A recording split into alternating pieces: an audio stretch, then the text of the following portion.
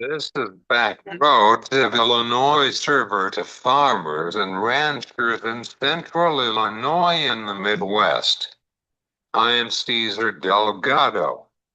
He is an agricultural broadcaster from Illinois Department of Agriculture in Springfield. He is joining us as Jim H. from Illinois Department of Agriculture. Then he was the president of the National Corn Growers Association in Southern Illinois. Now he's ready for this planting season in a couple weeks ahead before the head of the weather is turning into soggy. Here is Kenneth Hart today. This is back roads of Illinois server to farmers and ranchers in central Illinois and the Midwest.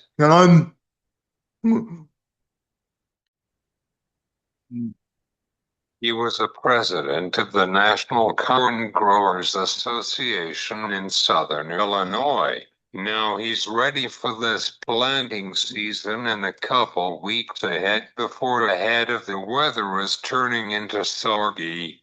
Here is Kenneth Hart today. Hi, Kenneth. How are you? And glad to be the show on today. Appreciate to be on the show with you today. Kenneth, you know about the E-15 in Washington, D.C. It's just failed in Congress. What is the plan for now with the NCGA? Well, there is currently a group of congressional folks from the agriculture side trying to work with the folks from the oil side. And they're in negotiations right now. Hopefully that we can get some compromise together that by the end of next week, they could actually put something together to get it passed in the House side for E-15. But they're still in process working with the refineries and obviously our side with the growth RFA and the National Corn Growers and coming up with kind of compromise. What are you watching for this front in the Farm Bill now? We're also hoping that in the next week, it sounds like GT and the House side is going to be working on a farm bill. So we're hoping that we can get something done there when it comes to some of the things that were not put in the big beautiful bill when it comes to conservation and some of the energy side. I hope that we got it done. Well, we're hoping that we can get something done on the House side. Then obviously the Senate's going to have to look at it.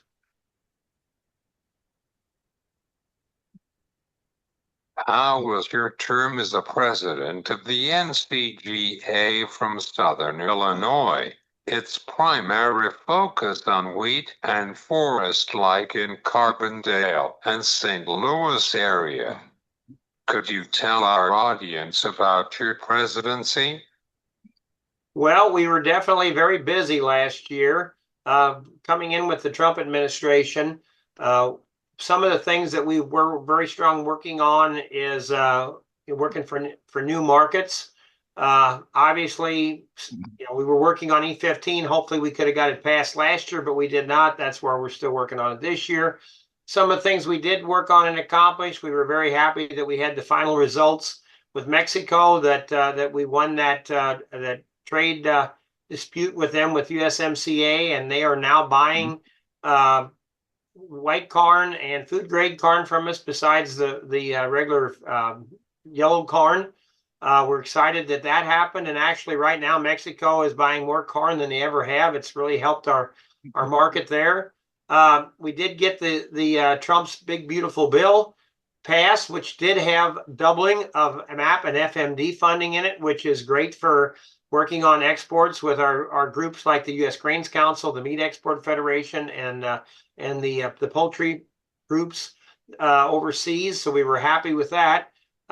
Also, we did get an extension on our tax bills that we've had in the past, which the 100% depreciation, increasing the inheritance tax to $15 million permanently, where we were very excited. That helped some of our farmers pass it on to the next generation, which we were excited about that. So we did accomplish some things, but obviously we still want to see a permanent farm bill and an E15 bill passed. What was your top priority for your term, Kenneth? Could you tell our audience about that? Well, obviously, our top priority is the creating markets. We did a strategic plan the year before, and it's all about creating markets with our prices where we're at right now. We need to get them prices up, and the only way we can do that is sell more corn, grind more corn. So we're very excited about some of the things we worked on when it came to getting more exports with trade agreements. Things that we're working on when it comes to, right now, Mexico is our number 1 customer of corn. Canada is our #1 customer for ethanol. And we've worked with a lot of countries. The UK has a trade agreement. They're buying more ethanol. We've got some other states that we've worked with, our countries, I mean, when it comes to, working with Vietnam, working with some of these other countries. Colombia is a very good market for us. Japan's a very good market for us. I know we were in Japan last year on a mission and just talked to them. They're going with higher blends of ethanol in their automobiles. So these are all things that I was excited that I got to be involved with to keep grinding more corn, and hopefully that keeps going this year where we can get E15 passed. Some of the other things we were very instrumental in working with MAHA. We do not want to take our tools away from our farmers. The first MAHA report, we were dealing with glyphosate and atrazine. They were basically putting it in there that it was a bad chemical. The second report we came out, we really worked on talking to them and explaining to them how important that is and how that sound science shows that EPA has been working with them and studying them for years, and it is a chemical that doesn't cause issues. So the second report came out, they were more talking about soil health and precision planting. So we feel like we really did well there as far as stirring the MAHA more into where we're at today with agriculture and how important it is to have a safe food supply with the way we farm today in the United States.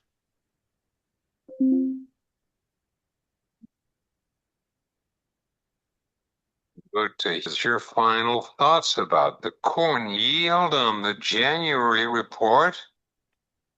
Well, I was pretty shocked with the numbers that they came about with, but I guess it's showing us that we are producing more corn and we're doing almost too good of a job, I guess, raising our crops because our yields keep going up. And when them yields go up, we definitely need more markets and more uses. Thanks, Kenneth. It's been my pleasure to have you on today. How about the Cardinals for this year? Well, I'm a Cardinal fan, but we haven't been the best the last couple of years. So hopefully they can change that, turn that around, and let's see some wins this year like we've seen if you go back about 10 years.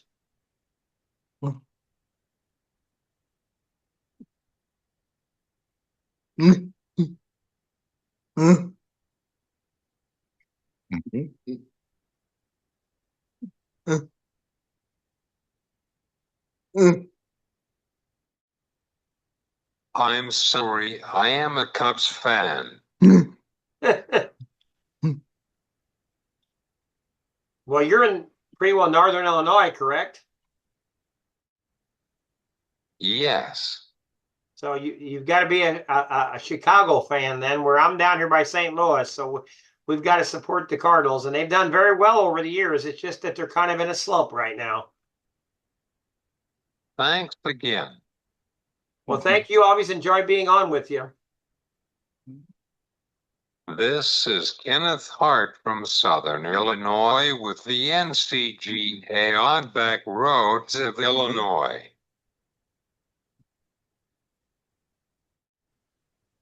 He is an agricultural broadcaster from Illinois Department of Agriculture in Springfield.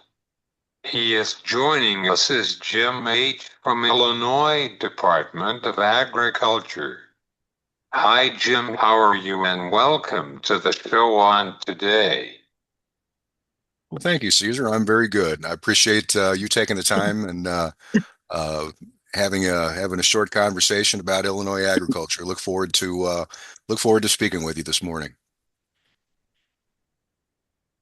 Jim, how is the reflection on corn yield from the Department of Agriculture? Does Illinois Department of Agriculture tell our farmers about it with the yield? Well, we've had certainly a conflicting fall season in Illinois. In Southern Illinois, we've had some corn yields that frankly weren't very good. Um, I had heard reports of some 61 bushel corn. I've heard a lot of reports of 115 to 120 per acre bushel reports in Southern Illinois. But Central and Northern Illinois, for the most part, the yields were what we expected. Probably not quite what the USDA forecast, but based on some light moisture readings in August, I think yields were just about where most people thought they were going to be at average or maybe slightly below what their 10-year average was. What is your concern about the corn yield with down prices for right now? Well, we see that down price, and I'm looking at the board right now, and it's up about 3.5 cents at midday. We see that price down a little bit. We saw about a 6.5% increase in the corn price in February, so we did see an uptick. And a 6.5% increase is certainly not much, maybe 5 or 6 cents across most of the cash markets. But we saw a little bit of an increase. But the thing that I noticed quite a bit, our basis in Illinois is so much better than what the national average is. Our statewide basis average yesterday was about 16 cents under the March close, which is really competitive and speaks to the demand for Illinois corn right now.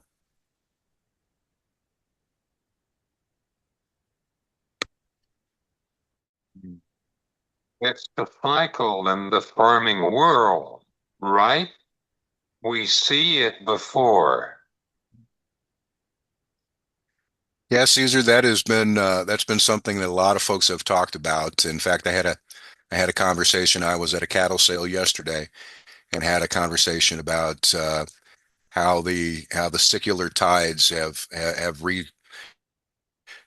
come back and resurfaced again. And some of the guys that my age or maybe a little older that remember the the tough times in the 1980s, they see those same similarities starting to appear again and here in 2026. So um, cash corn prices and grain prices really across the board, reflective of where they were at a long time ago, back in the 80s. And in fact, I would think that that $4.16 corn that we see in the cash market today was probably somewhere close to where it was at about 1985, 1986, and through there. So yeah, a lot of similarities between now and the way that and now and what we saw back in the 80s. Of course.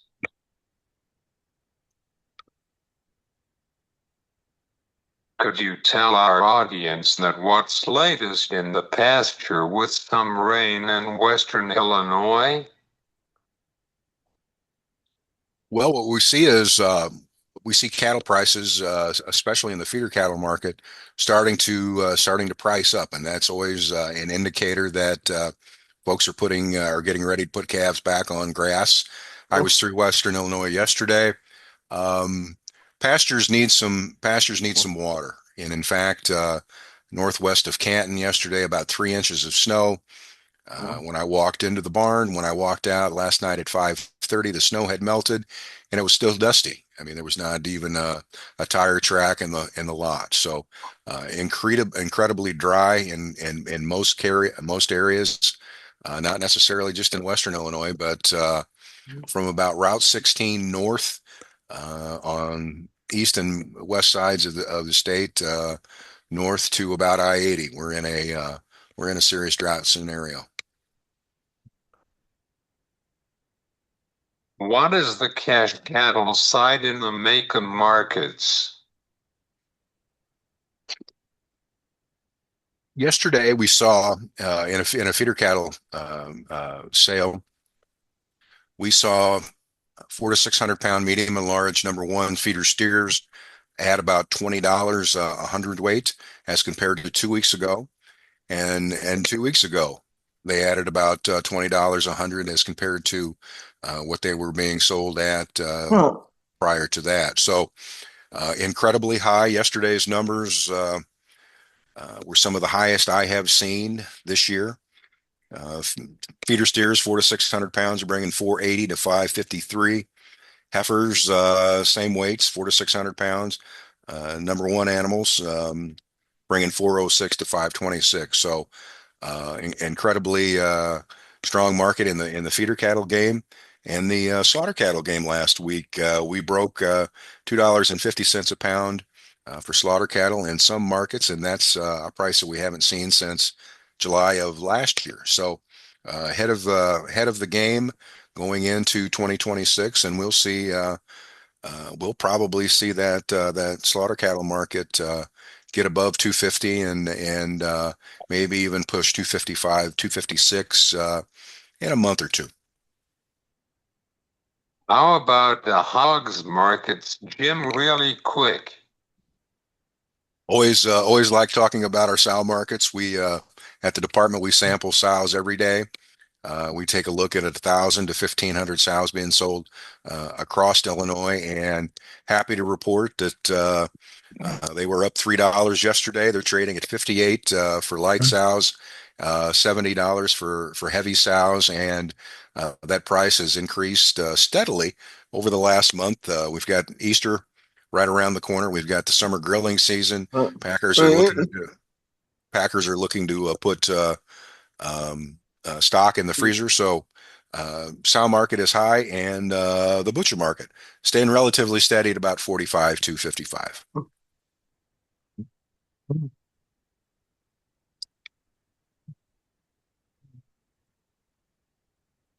Yummy sounds good. What is your final thoughts about this crop? Well, we've got the old crop. I mean, there's a lot of stock left. So there's going to be some challenges moving into this planting season with a lot of on-farm storage, a lot of storage at the local elevators. There's a lot of grain out there to be sold. So in a challenging time and in a challenging market right now, a lot of producers are wondering, exactly, do we need to move some grain right now? Do we look at a futures contract down the road? How much grain are we going to have to move to satisfy some working capital that might be hanging out there? A lot of questions. Right now, I think one of the big questions that is on a lot of people's minds, a lot of producers' minds, is the lack of soil moisture. We need rain next week. There's some rain in the forecast. We need a good week's worth of slow soaking rain to replenish some of the watershed in most of this state, and in some of the state, especially in East Central Illinois, Douglas County, Lower Champaign County, over in DeWitt and Coles, that neck of the woods over there. It's really becoming serious. So we need water. We need some moisture in that soil before we get moving for this spring.